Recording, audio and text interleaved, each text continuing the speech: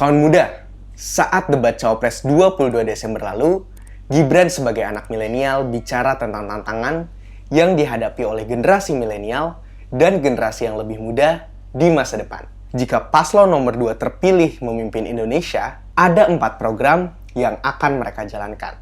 Pertama, adalah hilirisasi. Tidak cuma hilirisasi pertambangan, tapi juga pertanian, perikanan, dan juga digital. Kedua, pemerataan pembangunan. Tidak hanya Jawa sebagai pusatnya, tapi juga merata ke berbagai daerah lain. Ketiga, pembangunan ekonomi kreatif.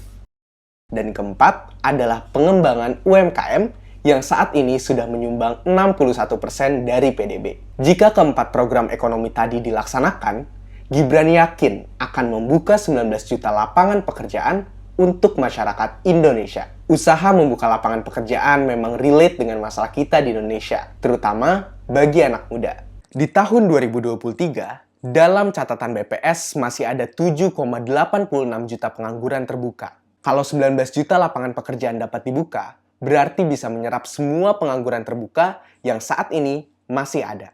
Jadi agak berkurang kekhawatiran kita akan masa depan yang tidak pasti ya kawan muda. Tapi ingat juga kawan muda, kita harus menyesuaikan kemampuan diri kita dengan tantangan masa depan. Kalau kata Gibran, future challenges butuh future talents dan future skills. Untuk menuju Indonesia emas, dibutuhkan generasi emas. Kita harus mampu merubah future challenge menjadi future opportunity. Kita harus punya future talents yang dilengkapi dengan future skills. Untuk itu, hilirisasi digital akan kami genjot.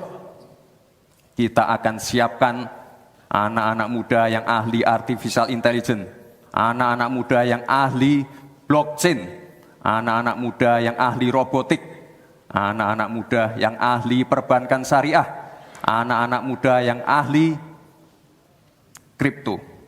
Artificial intelligence adalah kecerdasan yang serupa dengan kemampuan manusia, namun dengan kelebihan mesin yang mampu melihat algoritma yang mungkin luput dari penglihatan manusia. Menguasai AI berarti kita dapat memanfaatkan teknologi kecerdasan buatan untuk meningkatkan kualitas kerja dan kehidupan manusia.